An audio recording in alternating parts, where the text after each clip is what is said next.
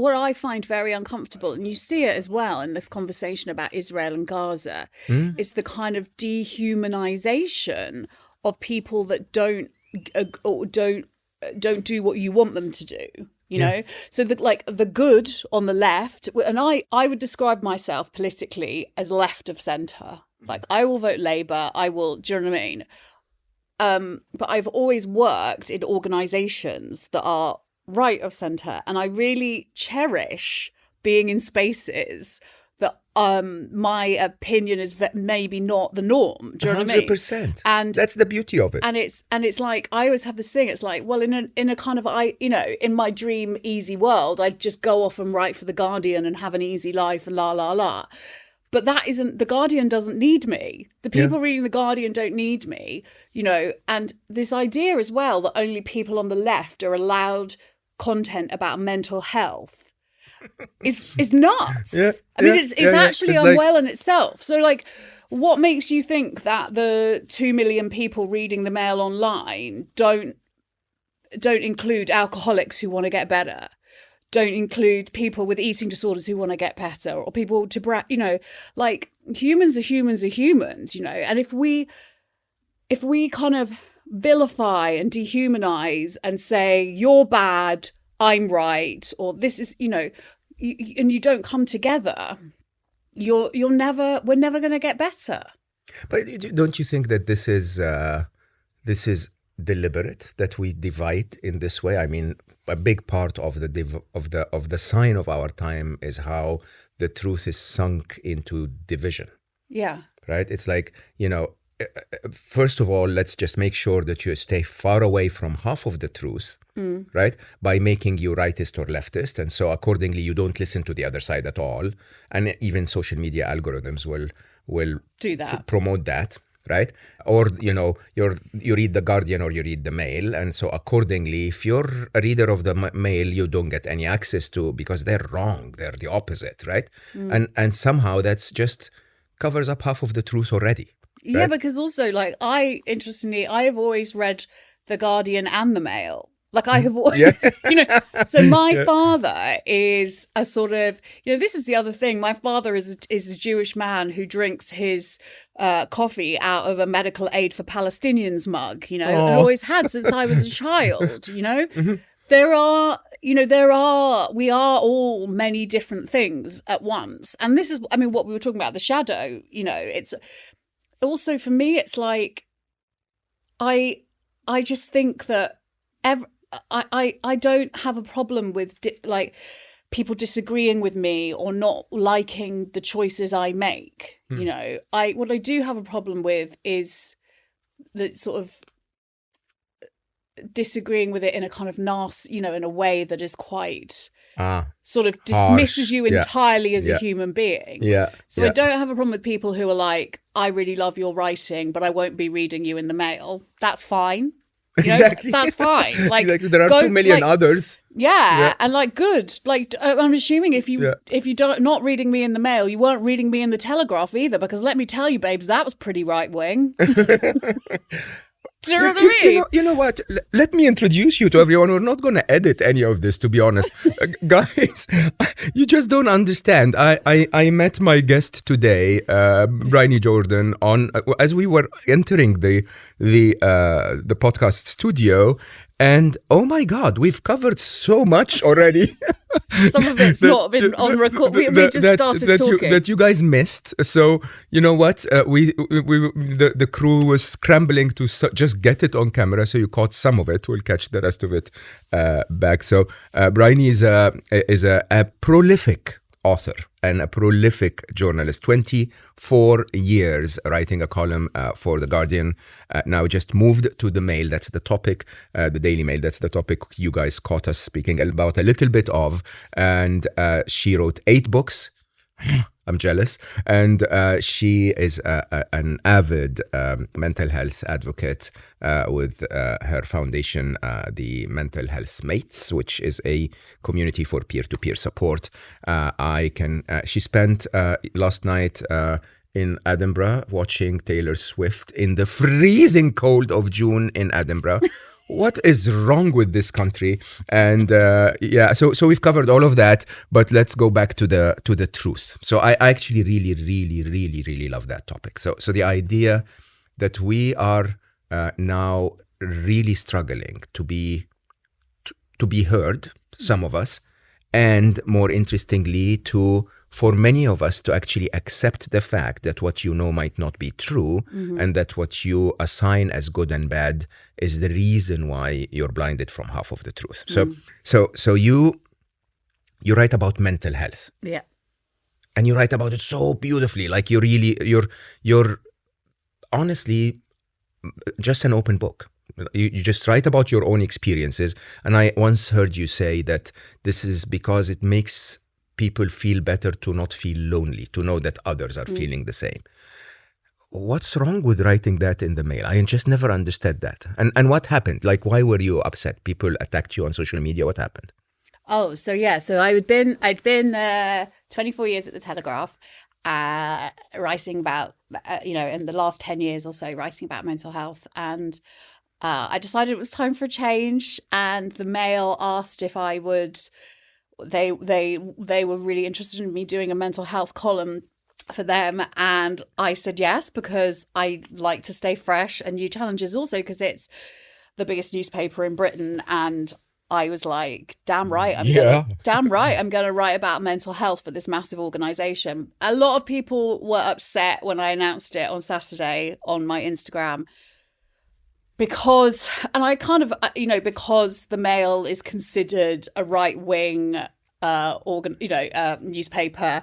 Can I ask, because I'm a complete idiot, what's right-wing, left-wing here? So I guess it would be sort of conservative. It's there's a lot of kind of, it's considered to be right of centre, and some people would say that some of the people on Instagram were saying that it's damaging people's mental health. So how can you write about mental health?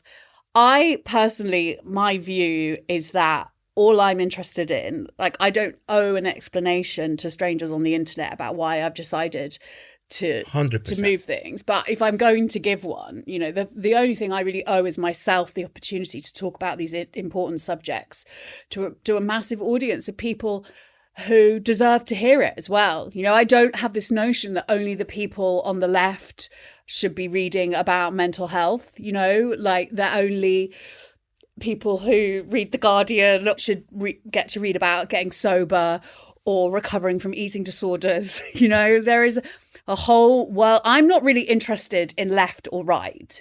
I have a lot of friends who who are very much on the left, and I have a lot of friends who are very much on the right. But actually, my view about life is that most of us, we live in this very polarized society where it's people shouting over there, people shouting over there.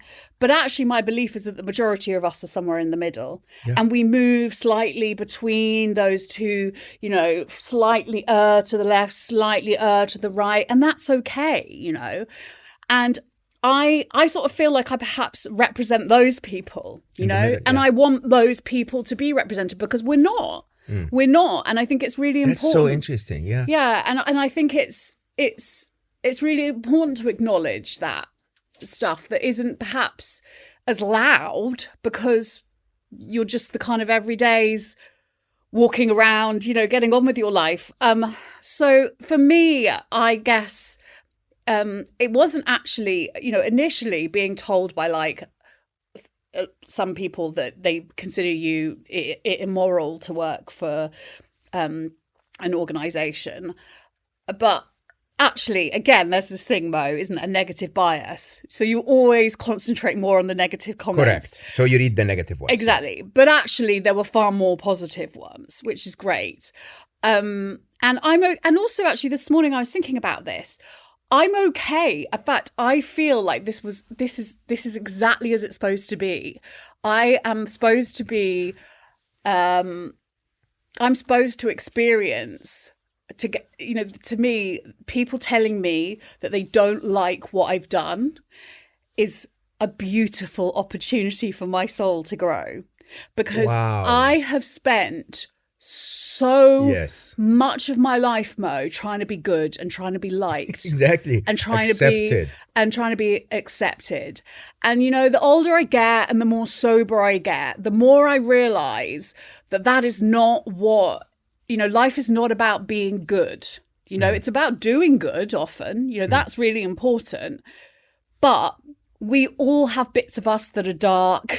We all have flaws. We all make mistakes. And that's okay. And I think as a 43-year-old woman I grew up thinking I can't make mistakes. I have to be perfect or I will be rejected. And so to have been rejected a bit at the weekend was kind of beautiful because the world keeps on spinning. You know, the world keeps on spinning and it's okay. And it's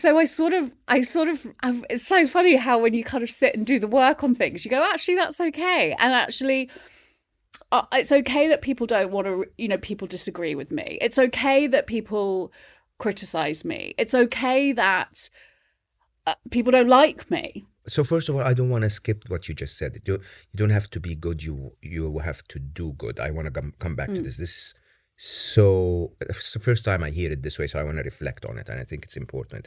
But you see, the challenge I see is the following: is that people somehow, even though you're out there doing a service to the world, right? You're not talking about, you know, killing the other guys, or you're not talking about, you know, here is a way where you can construct a nuclear bomb. You're basically saying mental health, can we all try to be better, right? Yeah. What gives people, you think, in your mind, the right to attack someone that does this? I think I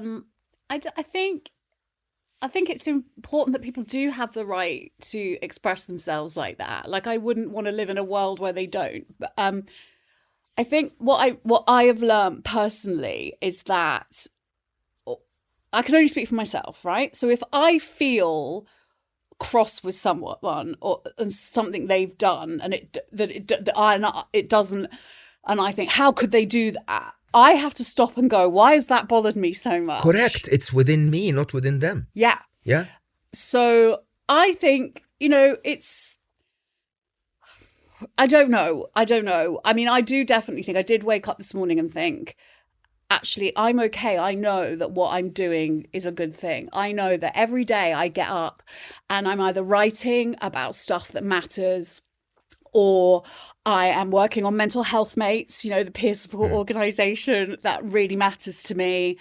And so I can go to bed and I can sleep at night, you know, because those things, and you know, and for me, the personal things like getting sober and in doing that work and just making sure my child is safe and happy. And, you know, people feel passionately about things. And I think that it comes out through people that they follow on social media, or it can come out that way because perhaps they don't feel powerless in other ways, you know, if you look at how it's the only outlet someone has, has, and so that's okay. And for them, you know, and this is really important that's thing. an interesting way of like, looking at it. For a lot of, you know, for however many people chose to unfollow me or whatever at the weekend, which is totally fine, that was a piece of activism for them.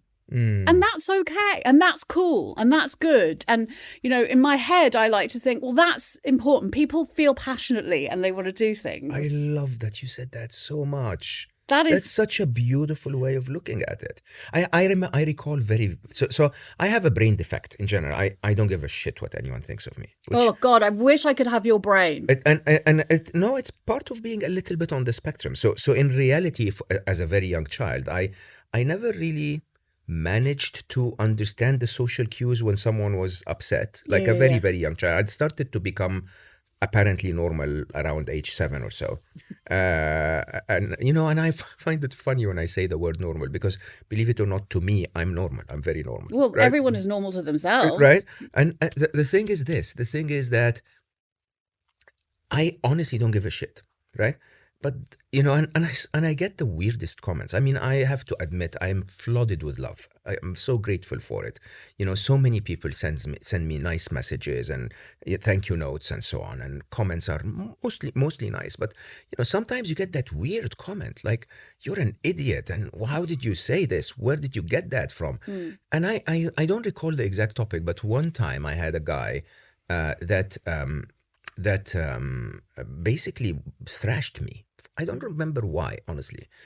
And my first, for one of the very few times in my life, I felt an urge to like crush him, like literally in public, just show him how wrong he is, and just write back some very negative comment.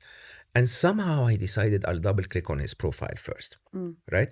And I say that with a lot of love for him. His profile looked like a young teenager who seems to be bullied in school.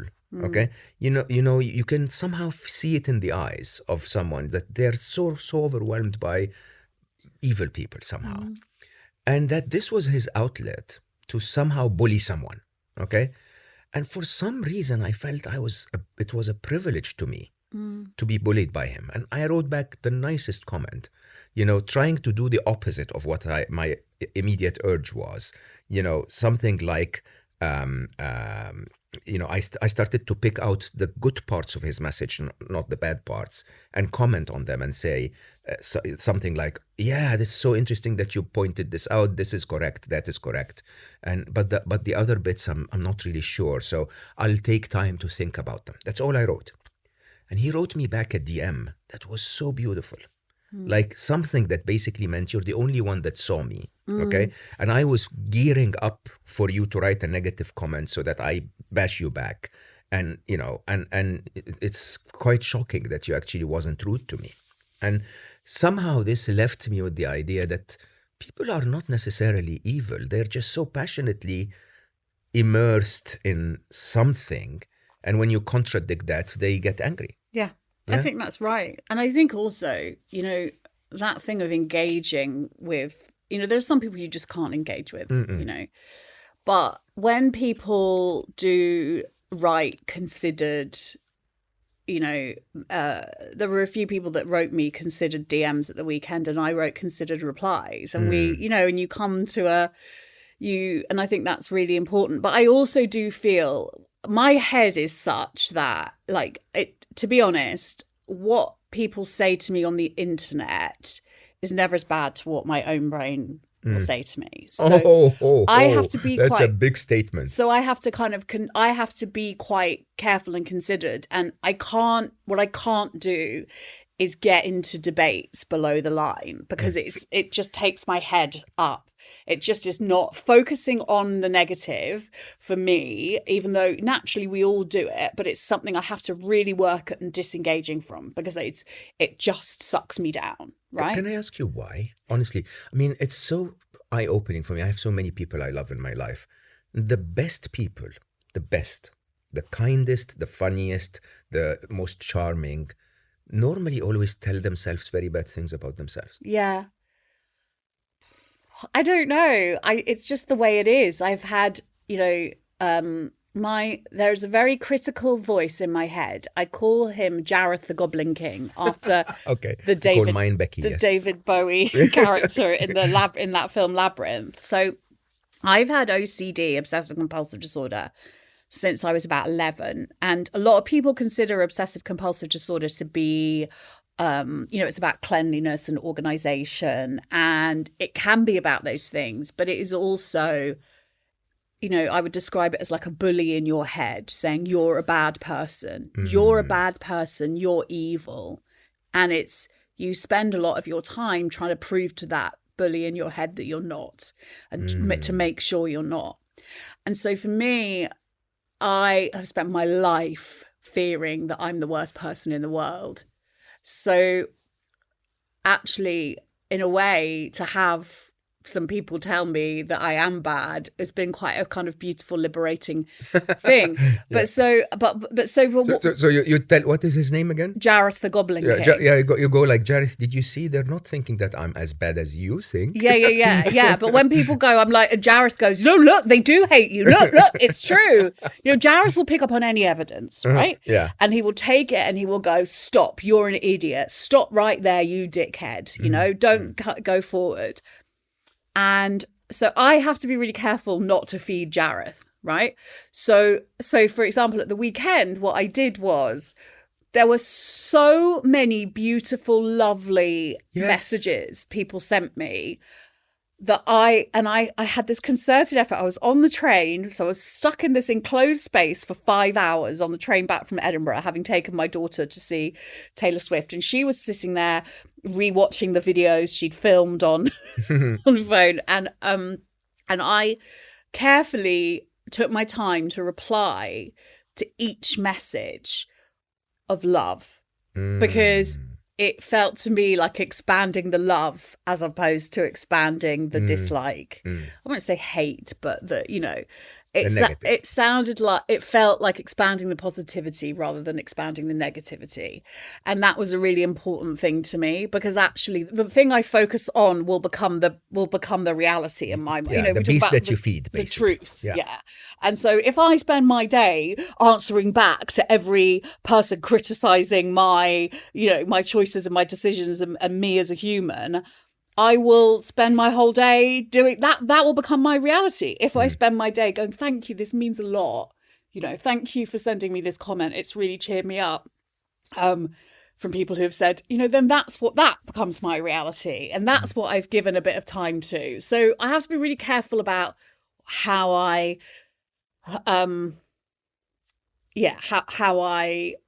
what I give my energy to.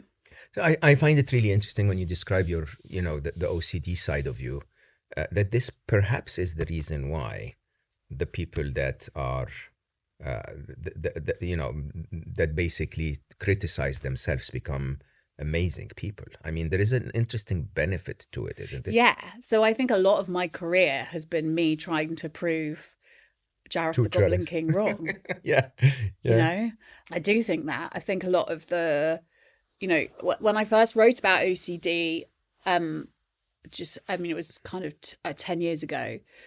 It was definitely a thing of, I was like, if I put this down in black and white on a page and it gets printed in a newspaper, either the police will come and get me and take me away, take me to a mental place. And that will be that, but at least then it's done. Or they won't, and I will realize it is a mental illness, and that other people out there have it, and that was what happened. And just so many people responded and were like, "I have this type of OCD too," or if not that, something different, but a mental illness. And so it was then that I realized it's really, really normal to feel weird. It's the most normal thing in the world. And it was that set me off this path of writing predominantly about the stuff in our heads, the stuff that is hidden inside that never gets to see the light, and there is so much of that. We all walk around every day and what people see is, what we're wearing, and we may be smiling, but what they don't see is this kind of like massive, energy behind that smile, which is, how am I going to manage to keep on smiling for the rest of the day? And, and God, when can I cry? And God, does that person hate me? And did I do the bad thing? Have I upset this person? Have I, is someone cross with me? Am I doing the right thing? Is my career about to be over? Will I be able to pay my bills? That is the reality of what is going on in most people's heads every day. Not most people's, but a lot of people's. Yeah, I mean, the noises inside our head that it's just a human nature, basically. Yeah, but I wanted to basically get that noise out, You're just so beautifully, refreshingly, openly vulnerable about it. Like mad girl, mad woman. But yeah, like mad. That's a serious book title. It's you're able to just simply say, look, guys. this is who I am. Did you? And I think the beauty of it is once you say that, a lot of people say, yeah, hey, this is who I am too, right? Yeah. And then suddenly it shows the world that we're all on that same journey in an interesting way. And if we just talk about it a little more, we could actually benefit each other. Totally.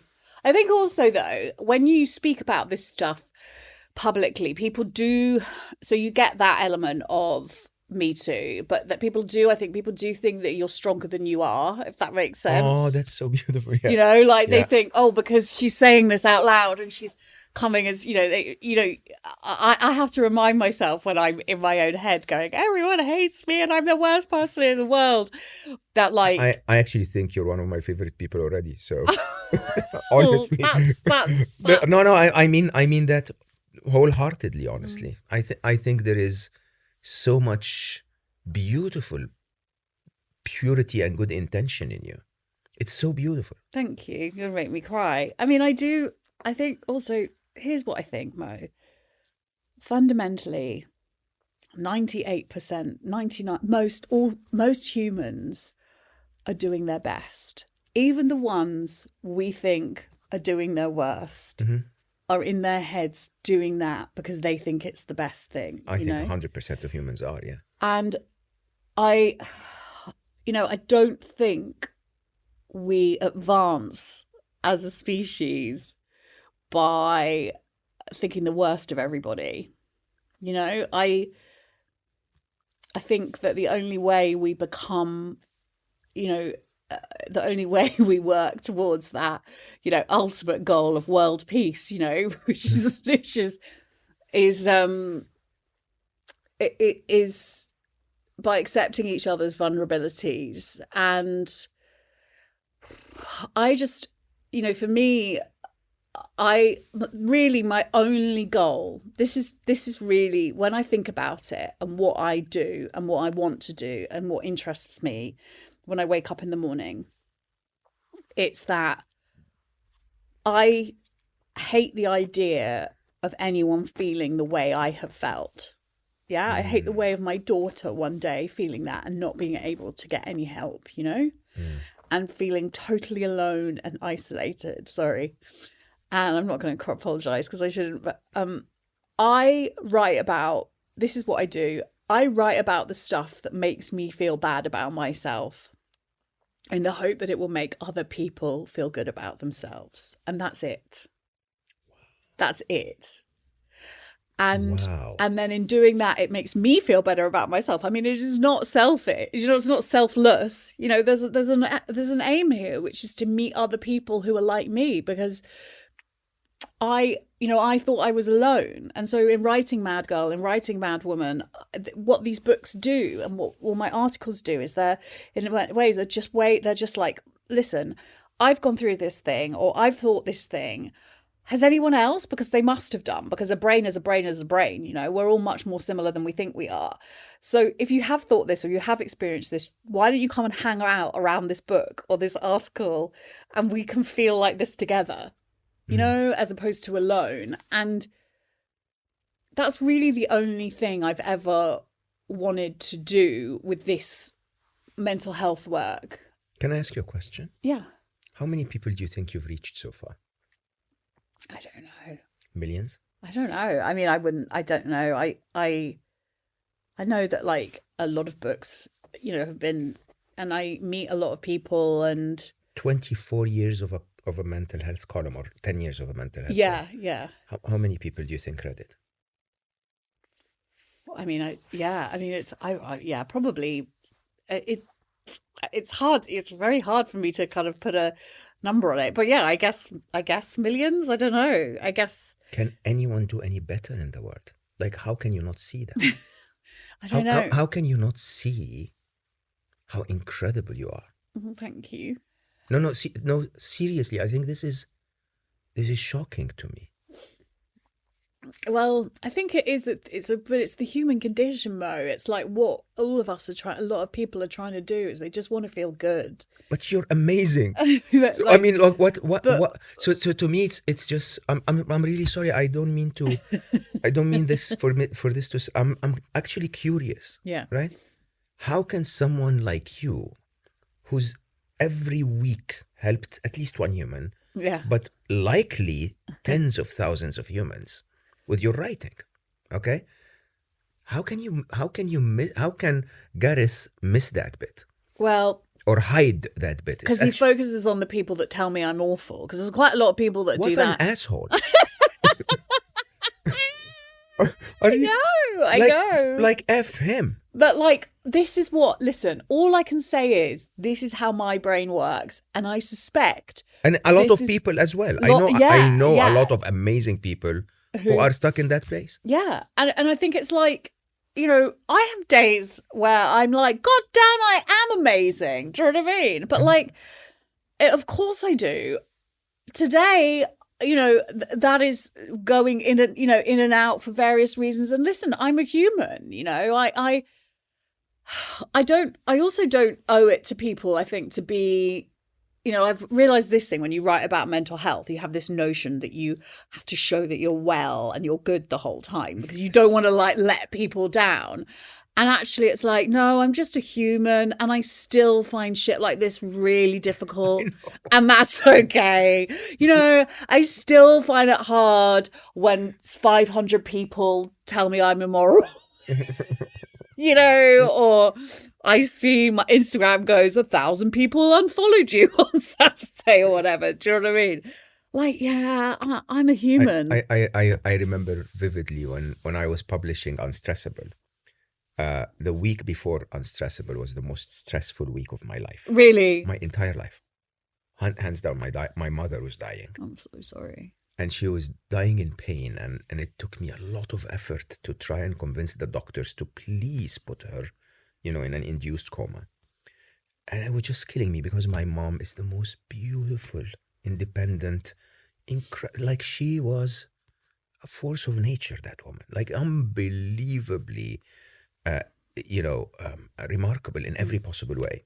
And just to see her struggling, and it just was killing me. And now I have the book to publish, and I have, of course, commitments you can't escape. So I'd rush to Cairo to see her and then rush here to do the publication. And in the middle of it, I lost my wallet. So I lost all of my IDs, okay, all of my credit cards, everything. And I'm in the middle of travel and everything, and I have no IDs. And then I went to the government office. In the couple of days I spent in Dubai, normally Dubai is extremely efficient. You walk in, you walk out with new IDs. It took like 14 days to get those things done. And then eventually I realized that the wallet was under my bed. Actually, in a little closet, my wife found it and sent me a picture right after the publication ended, like after the stress went away. Oh yeah, and there was a business deal I was cutting where the other part of the deal was very unethical, lost a ton of money. And in the middle of it all, I'm sort of like, what do I do now? Do I show up in front of everyone and like pretend that everything's okay? Or just do I tell the world, by the way, we're all humans. I'm trying to tell you to be unstressable, but it's quite challenging here. It's like, Yeah. I'm not really unstressable this week. And what did you choose? I have no filter whatsoever. I just tell everyone everything all the time. And it's actually beautiful because, like you rightly said, we're human. If you were not as human as you are, people wouldn't relate to you. They would go like, no, she's that way. I'm not like her. I can't take advice from her. You know what I mean? I think the most beautiful side of the way you write and the way you share is you're basically saying, I'm one of you, but did you guys think about this? Like, I've been thinking about it, right? Yeah. I think that's a beautiful, and in a very interesting way, that's the only way we learn. Yeah. I also think, but don't you find, I think there's this really interesting thing. I was thinking about this as well. I've been thinking a lot about this recently of the human, so that connecting with people is really important. But I think also we still have this ridiculous no standards we hold other people to of perfection and of, I think I hold myself to it as well. And the other day when strangers on the internet were telling me I'd made a mistake, and I was like, initially I want to go, no, I haven't. I've done exactly the right thing. And then I thought, well, maybe I have made a mistake. And guess what? That's fine too. Because guess what? I'm human. Who doesn't make mistakes?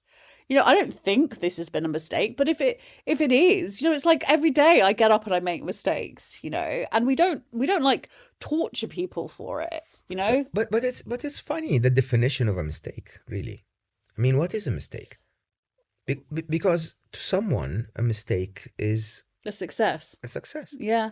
And as we know, and so many brilliant people like Elizabeth Day talk about this, like... I love her so much. I love Liz as well. I've known her for like 20 years. This is the only person on earth that everyone loves. It's like, you just I honestly, every time I see her, the first word that comes out of my mouth is like, I love you so much. You're so wonderful.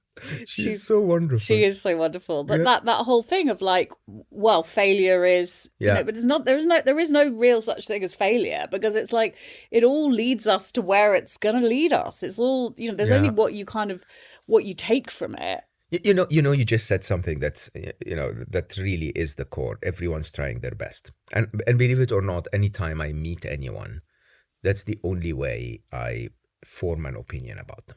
Right? If they are trying their best, doesn't really matter where they are on the scale. To me, I love them. Yeah. Right? And of course, my hope is that they're not evil. Right? If you're not evil, you're not hurting other people, and you're trying your best, you deserve a hug every single time. But so this is so interesting, the notion of evil, right? Because I really truly believe, and maybe this is naive, right? But I really truly believe that hurt people. Correct, 100%. So most pedophiles have been abused themselves. Yeah. So, that notion of good and evil, I think is probably is actually quite kind of unhelpful, because I slightly disagree. Do you? Yeah, because so if I tell you the reason I broke my coffee mug and stained everything is because I slipped, okay? The justification doesn't remove the stain. Yeah. Correct? Yeah. So a very interesting thought process in my mind is, if you have a reason for it, that still doesn't make it right. No, I'm not. Yes, I totally get that. But I'm suggesting what I mean more is, no, it doesn't make, I'm not saying it makes it right. Like, I think I'm saying it warrants my compassion, that's but it what doesn't I mean. it doesn't make it right. But it also, you don't get away with it, is what I mean. No, it doesn't. No, it doesn't justify what people do. It doesn't justify abusing someone. Exactly. But it does allow them, if they are able to hear that someone understands the pain and the just, the darkness of where it comes from. Surely it then says to you, there is a possibility to change here. 100%. So that you don't do this evil thing again. 100%. But you see, the clarity, the issue in my mind, and I think this is a bit of a philosophical view of it, is I live, my backbone of my life is accountability, right? And the backbone of accountability is awareness. If you're not aware that what you're doing is wrong, okay, you're never going to correct it. No. And if you're aware, you need accountability to hold up to it, right? And so, I'll be very open, and I'm not shy to talk about this. You take the current events in geopolitical events in the world. I don't care about the justification. I don't care about who started what. I don't care about the background politically. I don't care about all of the propaganda. No child should be killed. No. Right? It's super clear. It doesn't matter if you're an Israeli Jew or an Arab Muslim or an American. It doesn't matter. No child should be killed. There is a line. Hurting another is wrong. Is evil. Yeah. Right? And hurting another, knowing that you're hurting another, so you got to the awareness, but you didn't hold up to the accountability, is pure evil.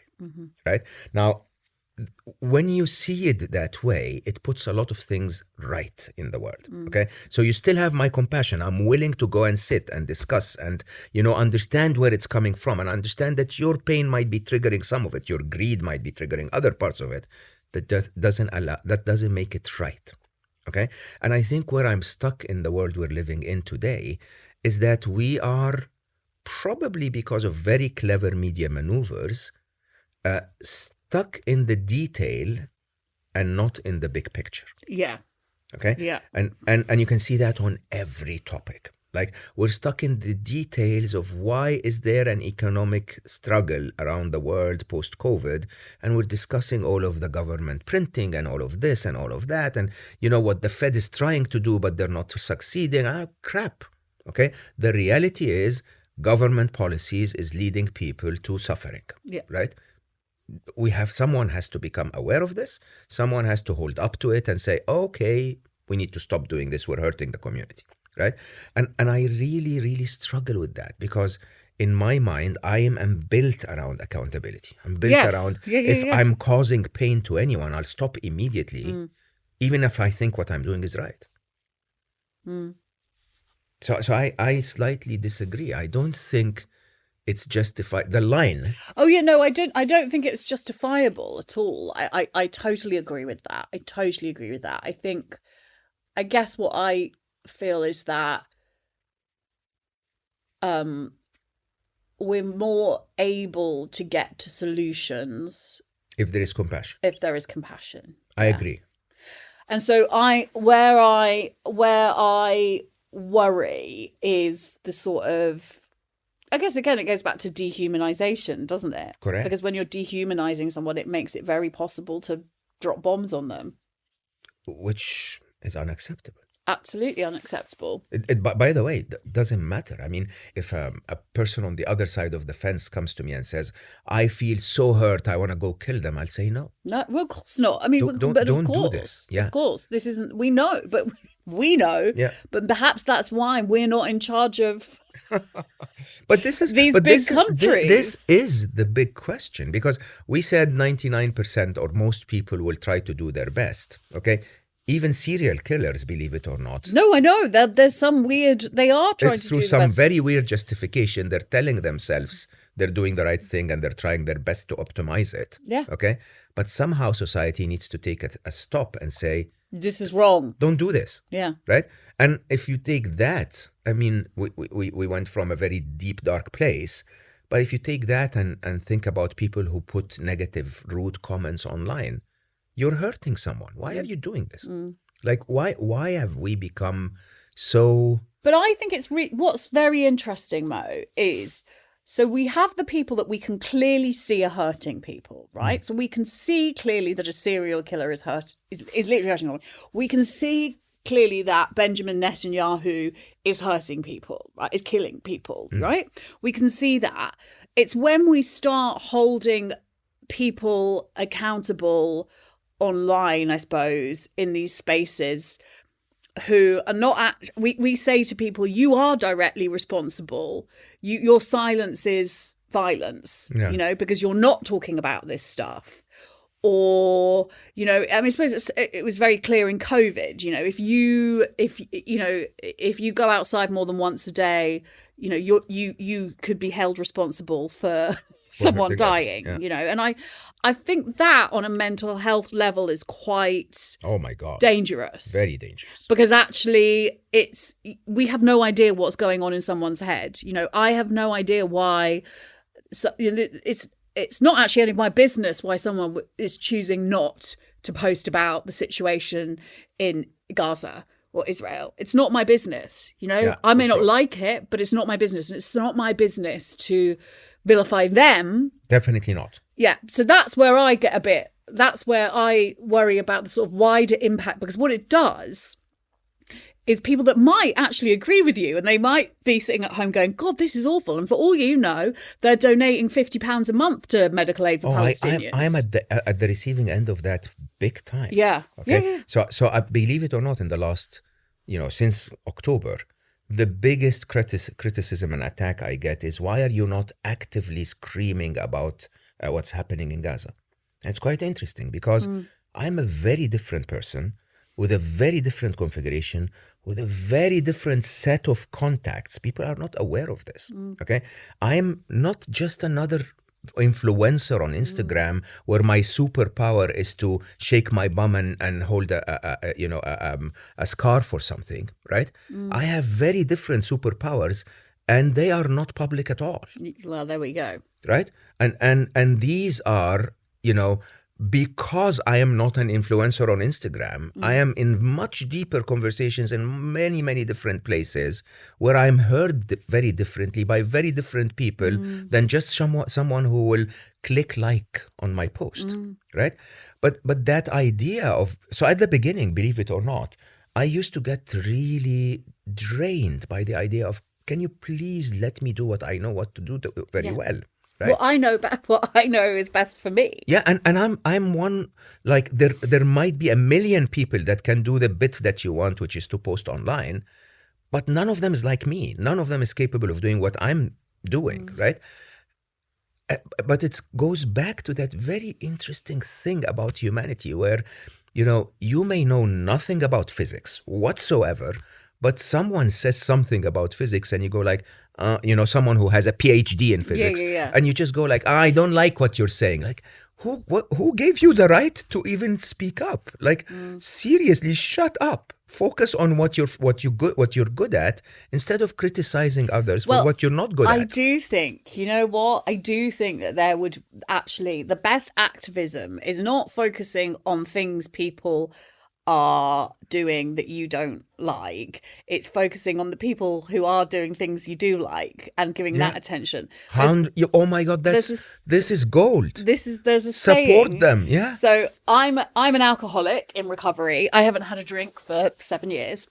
Yeah. And I'm very lucky. I do 12-step meetings. And there's a saying in I'm obviously contradicting this now by talking about this publicly on a podcast, but there is a saying in 12-step organizations, which is attraction, not promotion, right?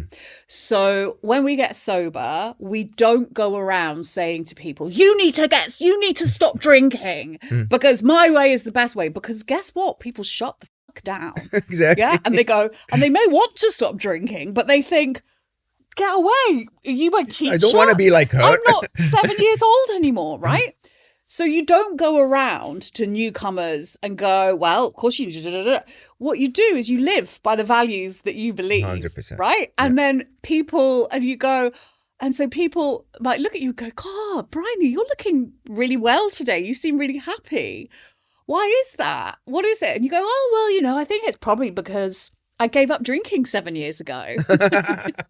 And, maybe. And if you want to, talk to me about it, come, and for me as well, that was when I got sober back in 2017, and like we talk about it as if it was like, I woke up one morning, I was like, right, I just have to stop drinking. And of course it was a process of many years where I was realizing I needed to quit. But I kept meeting people who were sober, but they were like, they didn't put it down my throat. They were just like, oh yeah, I'm not sober. I'm sober because I'm an alcoholic or I'm a drug addict. And I'd be like, what? You don't look like you were, you were falling out of clubs or pubs or whatever and vomiting everywhere. And I'm like, yeah, no, I just, I do AA or NA or whatever. And I remember sitting there one day, and I had, and this was towards the end of my drinking, but it wasn't the end, but it was towards the end. It was about a year before I hopefully finally got sober. And I remember having had this night where I had drunk so much and I had vomited everywhere. And I essentially hadn't been able to care for my child, like really horrible, shameful stuff, that happens. Sadly, it happens, of course. And I remember picking up my phone, and I knew this woman who I'd met. I had her in my phone book, and I knew that she was sober and had been for 16 years. And I don't know what happened, but I just texted her and I said, I really need your help. And she took me to a meeting. And that's the magic, of, and so I've got away from that, but I do think that there is a lot of, we spend a lot of time telling people what we don't like. And of course, when you're trying to stop the bombing of innocent people, you have to, but I do think in life, on a much like a bigger on a bigger spectrum, and of course you may say there is no bigger issue than that, but like we would all do better focusing on the things we do like and giving our energy to the things that we do think are positive and making a difference, instead of telling people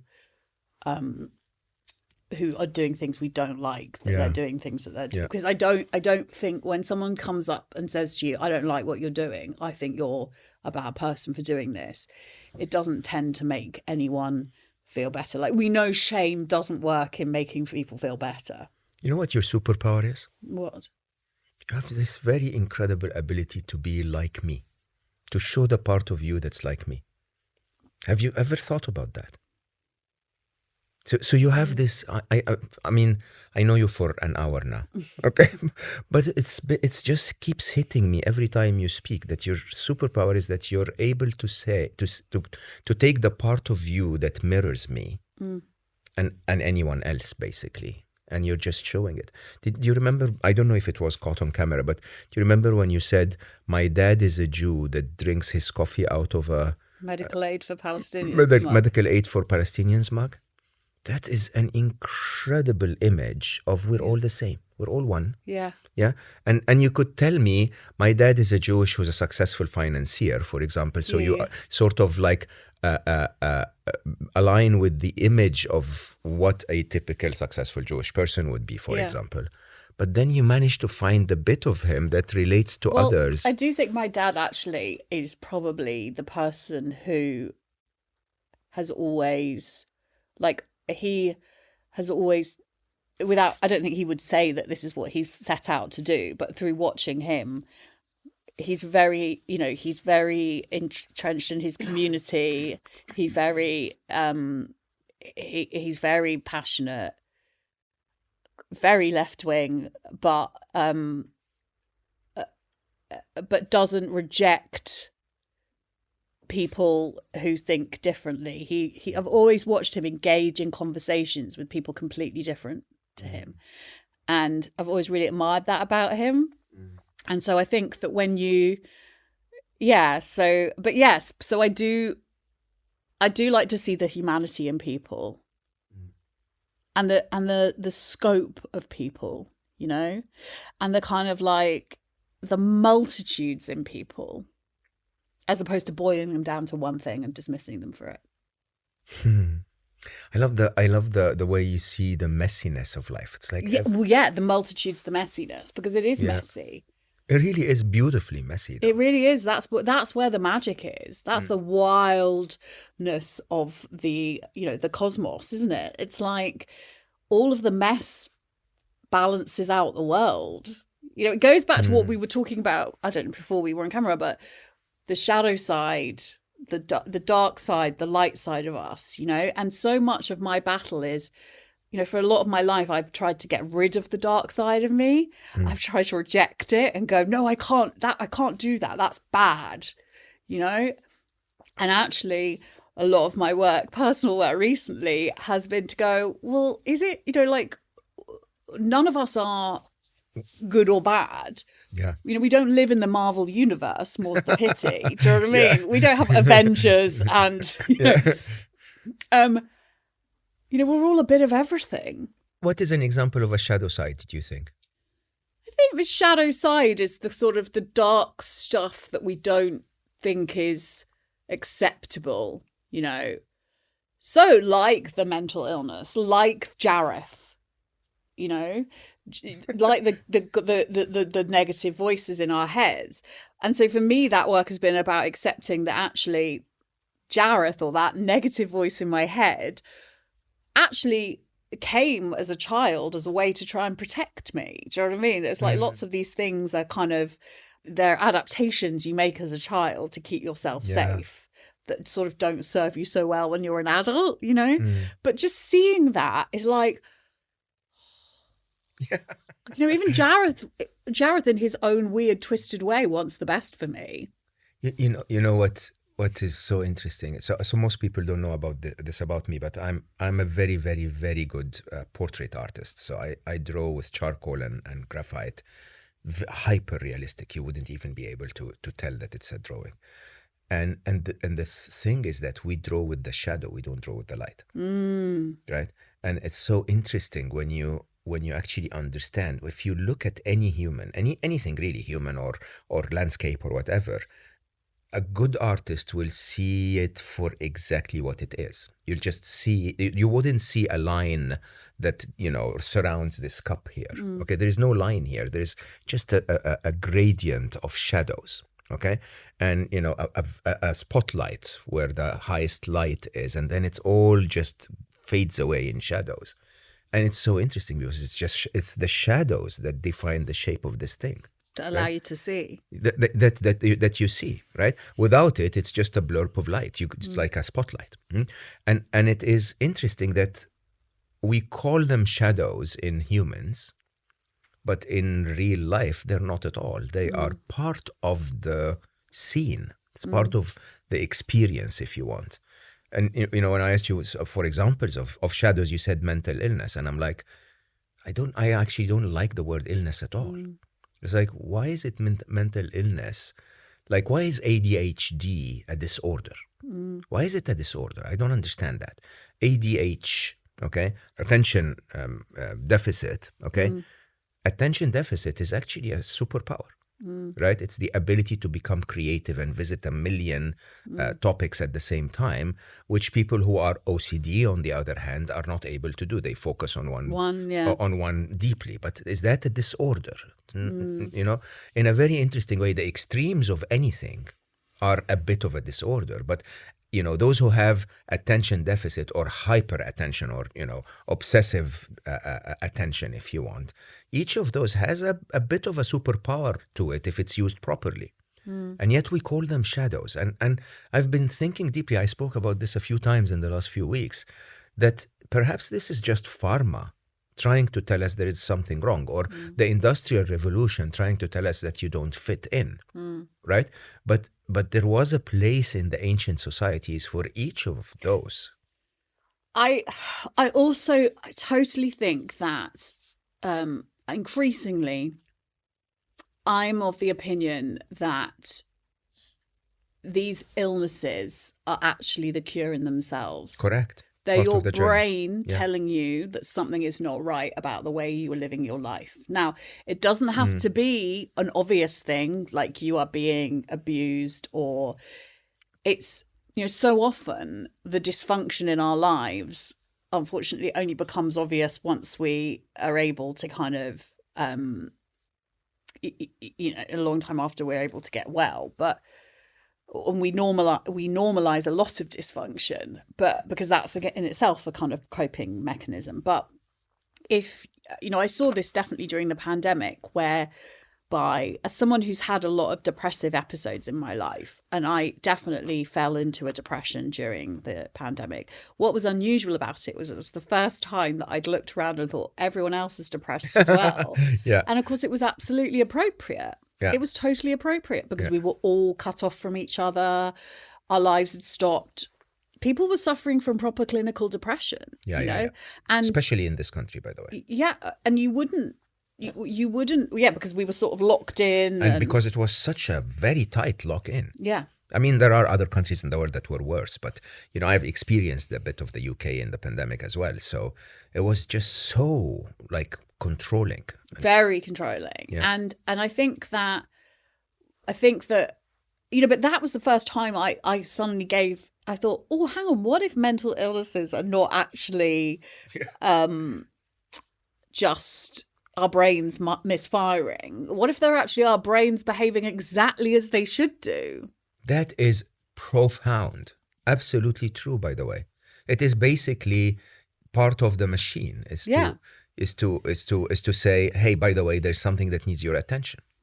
And by the way, I'm going to shut down because it's a part of myself down because it's, I'm not connecting in the way that I should be, And so I think also that increasingly, I do a lot of mental health campaigning, and a lot of today I had to part of I had to put some questions I was asked to put a question to Rishi Sunak and Keir Starmer, who are obviously going to an election in next month here in the UK, and some the magazine is giving them questions, and they said, would you ask them a question? So I asked this question about mental health provision, like what are you actually going to do to improve mental health provision in this country?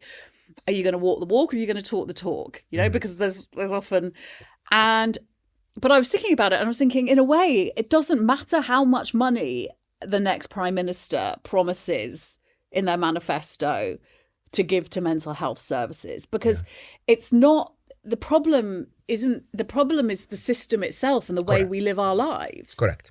And the problem, unfortunately, is that the investment is sort of reactive. It's like, okay, we're going to depress you, and then we're going to invest to try to take you out of it. Well, we're also just going to numb you to it. Or numb you to it. I think that the reality is how much of what we're doing is causing it. And yes. What can we change to make life a little easier for everyone, right? And it seems to me that... I mean, my work with Alice on stress is basically that. It's, at the beginning of the book, we openly say, look, we wish we could actually make life less stressful, but it doesn't seem that this is going to happen anytime soon. It's almost like the gears of the machines are just heading in the direction, or it's becoming more and more stressful. And you have a mass, this is why the work you do is so, so important, Mo, because you have huge groups of people who just exist constantly in states of hypervigilance. 100%. Their nervous systems 100%. Absolutely, and so, and you can't live like that. I don't wanna exaggerate because I don't have the data for it, but I doubt very much that anyone in the modern world, in the big cities of the world, who doesn't experience this several times a year, or at least several, or even several times a month or a day. A day. Like I would say a day. Like for me, I find myself, and I'm someone I'm really lucky. I've got a lot of resources, knowledge about this stuff. I know how to access it. But I have to 2 or 3 times a day take a deep breath. It's okay. And check my surroundings and go, no, a lion is not about to come and eat you, Bryony. Exactly. You live in South London, and and yet different lines. My brain my heart and like my body, I can absolutely find my, just physically feeling like I'm about to die, and that can just be from opening up my phone in the morning, or as at the weekend, or just and I have to go, this is where meditation and stuff comes in, but it's so hard to get people in hyper, I always say that telling someone in an episode of mental ill health to meditate is like asking someone in a lead suit to go for a swim. Correct. It's so hard. I mean, it's a great way to maintain wellness, but it doesn't, but when you're in it, it's like you're asking me to speak Greek. Like, I don't know what to do, meditate? No, absolutely not. It's like, just fuck off. I can't even breathe now. Yeah, give me something to numb the pain. This is what I've learned. Give me some, me, the last 7 years has been about learning how to experience life without a drink or a drug. I mean, me, that's hard. And you don't get sober, and then you're like, oh, suddenly, because I've taken alcohol out of the situation, I'm a better person. It's the worst thing is realizing alcohol wasn't the problem; it was the solution for a long time. Yeah. It was the drug. It was basically the painkiller. Yeah, and actually, oh no, take it away, and I've got to deal with myself. Your life is really colorful. Yeah, well, life should be colorful, right? Yeah, it is, and in an interesting way, I think. So I always make fun of. I love the UK. I have to admit, I've had a lot of success here. I have countless friends, and I don't even remember if I met anyone that I didn't like, to be honest. But I just take the piss of your weather, and It's not, the weather is not colourful. it is quite something. I mean, like we're in June, right? I Yeah. was walking here. I was freezing, literally. Yeah. So I put my hoodie on, and I was sweating. And I'm like, what do I do now? Do I take So- it off and freeze, or do I keep it on and sweat? It's such a funny thing, and we're just always complaining. There's never anything that is. Or there's like perhaps 2 or 3 days a year where, and it's usually around sort of April, May, where you get these sudden, like surprising days where it'll be 21. Honestly, 22. I think this is God's way of torturing you more. It's like, look, it could be like this, Yeah. but it won't be. But I like it. I love those days. Those days are magic. If you can bottle those days in April, May, where you're Yeah. like, ah! Yeah, divine. and then by the time we get to April and we're like, oh well, summer's been and gone. We didn't even realize it was happening. Yeah. You're just, then you go, oh God. And then people like love autumn. But I have to say, I mean, if you don't mind me, it's such a beautiful place still. Like you rightly said, there is no lion pouncing on you, right? There are so many beautiful experiences to life. And a friend of mine took me to Regent's Park. Oh, it's beautiful. Freaking heaven this time of the year. And I'm like, you know what? If you look really hard, this hypervigilance is just happening from within you. Yeah. Yesterday, Mo, I got up and I ran to an AA meeting, right? I got up and I was like, I know what I need to do. I need to do some exercise and I need to do some recovery. So I got up and I ran, and I was basically running down quite a lot of just roads, but roads with like lots of traffic on them. And then towards the end, I got off the road onto a residential street, and I was running, and I ran past this, like there was a rose bush, and it was obviously the petals were falling off. Oh. And I saw this one and I thought, that looks like a heart. And I ran past and I stopped, even though I was going to be late. And I turned back and I went and I got the petal and I picked it up. And it was yellow and it was shaped exactly like a heart. And I put it in my pocket. And I'm like, and I thought, wow. If you look, if you're looking, Exactly. if you're willing to look, So much beauty. there is beauty everywhere. So much joy. Yeah.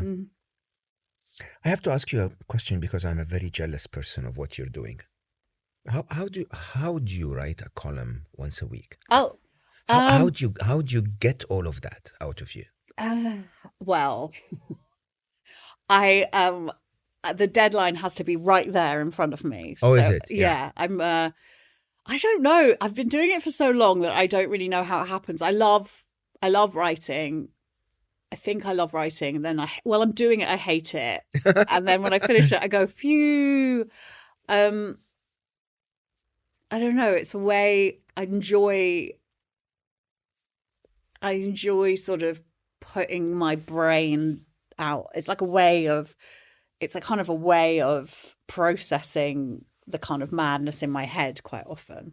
Like a journal type of thing. Yeah, but it's read by several hundred thousand people. It's like you write it in your journal and then you leave it out on everyone read on it. the first page of the newspaper. But if you thought about who was going to read it, you would be never paralyzed by write it, fear. Yeah. You never do it. Yeah.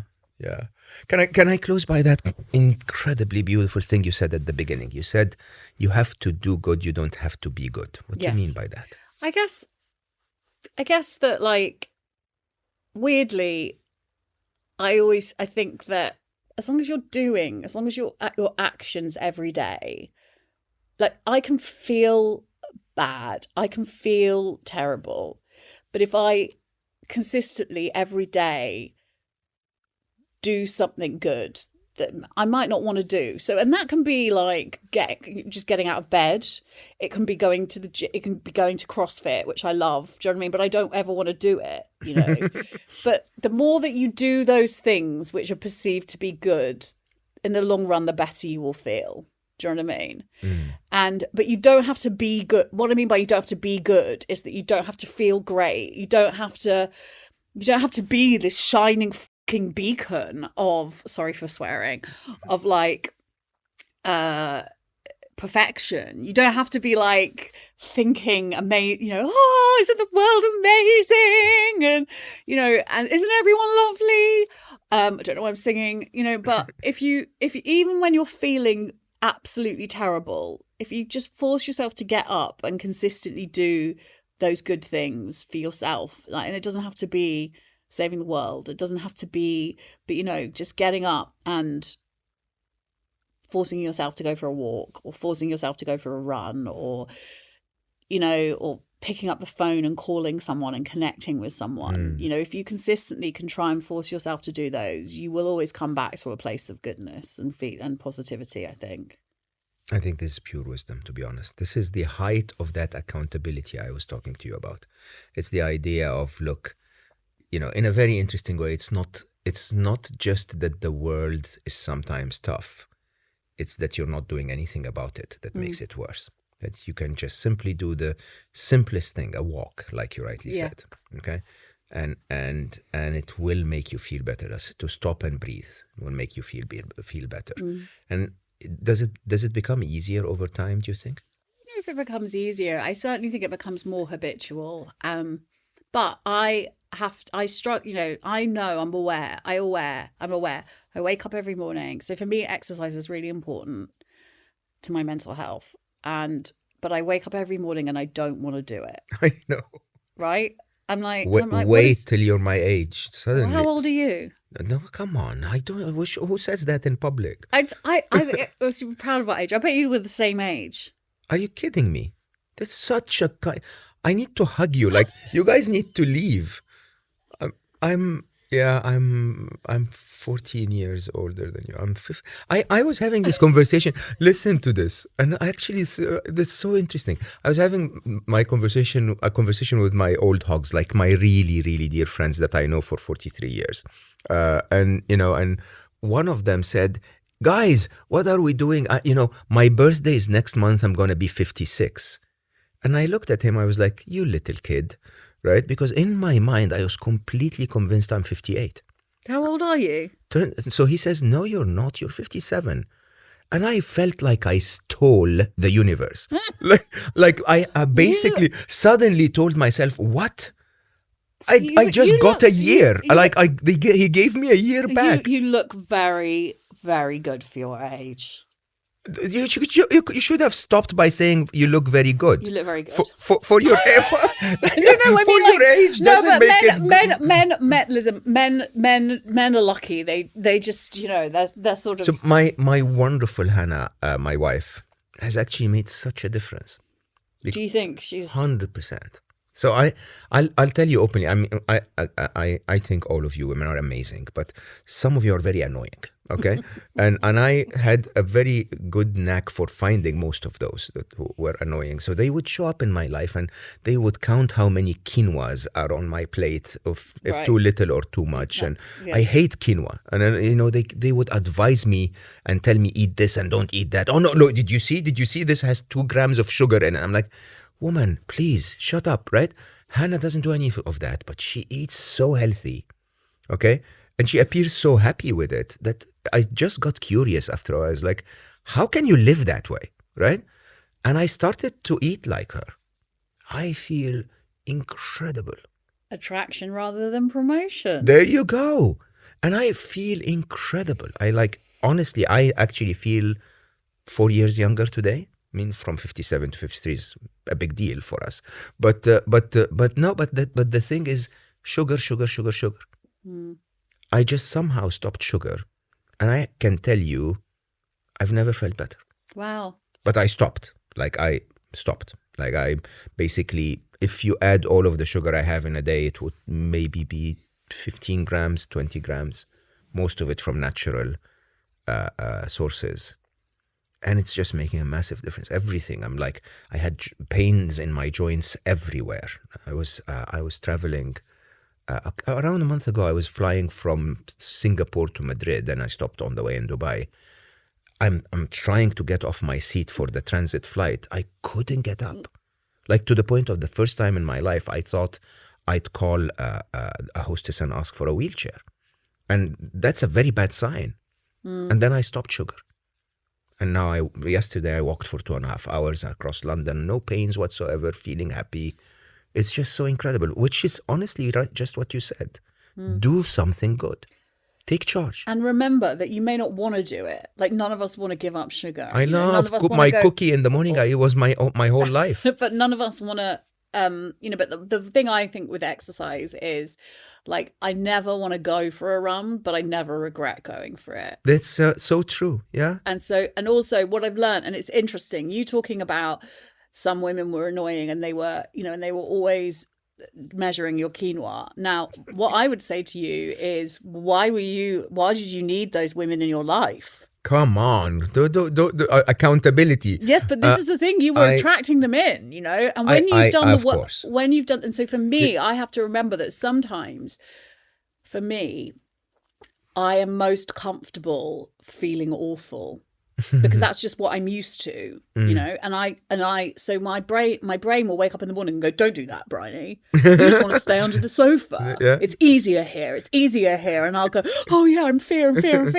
And I have to remind myself, no, Bryony, no, get up, go out. I'm scared to do this, but it's the thing I need to do. You know, I need to do something different today because I deserve to feel good. 100%. So like sometimes we don't think we deserve to feel good. Yeah, I think so. So the way Hannah's a therapist, so the way she explains it to me is she says that we prefer to avoid change, even if the status quo is pain. Yeah. Right. Yeah. So if I feel miserable. I know for a fact that if I go out for a run, I'll feel better. But I'm familiar with miserable. Yeah. I know miserable. I can be there. It's okay. Yeah. Right. And I think in reality, this is it. It's, if you really think about it from a biology point of view, a little bit of oxytocin, connecting to another human, a nice hug once a day, a wonderful conversation with someone, or just a short conversation, even with the barista in a cafe that you don't know, right? Yeah, get a little bit of that in your life, a little bit of dopamine, a feeling of reward that you did something well, a little bit of blood circulation around your body, a few minutes of, your parasympathetic nervous system engaging so that you basically sit and relax and don't meditate, just shut your brain for a while, put your phone down, have a nice sip of a nice tea, whatever, something that makes you feel safe. It makes you feel good. It makes you feel good. I think that now this is where I'm going to come back to it, is that we go back to that shadow thing, is we think we're scared of the darkness. We think we're scared of our darkness, but what we're really scared of is our dazzling. Yeah. And the power that our light has to shine 100%. Our pure selves over the world. I spent a lot of my life trying to make myself smaller so I don't upset someone. And the real work is living in my full dazzling and accepting that that's okay. And if it does upset someone, that's their problem, not mine. So true. So true. And you today, this conversation today has upped my dopamine levels. It's made me feel good, and this is what life is about. It totally is, honestly. I find more and more, maybe that's the old man in me, that just a wonderful connection to a wonderful human. Isn't getting old brilliant though? In some ways it is great. In most ways, I have to admit. I mean, I have to tell you, the last few years I've always taught myself to focus on what matters and ignore what doesn't. Now it's so natural to me. Like 99% of the shit that happens doesn't even feature on my radar. It's like, yeah, that's life, right? And it's so interesting when you get to that place. It's so interesting to, you when you're talking, you have so many sides to you, okay? And I've been thinking recently that one of the things that fascinate me about Hannah is the multiple layers, so many layers, okay? Some beautiful and some a tiny bit of a shadow. And somehow just that privilege of being in the presence of someone that is so multi-layered, like you, like Hannah, like some of the friends I met yesterday, and just taking it all in. There's so much joy in that. And when you really think about it, what was his name? Jarvis? Jareth the Goblin Jareth, King. yeah. If Jareth stops, 99% of life is okay. I mean, it's never 100% okay, but if Jareth stops annoying us, this is the brain defect that I have. I can simply tell Becky to shut the fuck up. I literally, it's like my brain annoys me and I go like, that's it. I'm not listening anymore. Shut up or say something good. Yeah. And it just changes everything. Everything, because there is so much joy that goes by unnoticed. So much joy. Like this encounter to me, I cherish so much. I'm so grateful that you came. I need to tell you, this really enriched me. This is a beautiful, beautiful. You may not feel it, but your presence is positively overwhelming. Thank you. Yours is. I've been really enriched too. Enriched is the word. Yeah, so beautiful. So, guys, I'm gonna thank you once again for giving me the opportunity to meet such amazing people, to slow down and reflect on topics that are really the topics that matter. So I thank you for this. I ask you to spread the word, tell others, like it on Instagram, follow us on YouTube, whatever, write a review on your podcast player, the stuff that good marketeers tell you to do, but I feel shy to tell you, which would actually make us reach more people with our message. And then I will ask you to find some time to slow down and reflect on those topics. And then I'll ask you to leave because I really need to hug that person. Love you all for listening, and I will see you next time.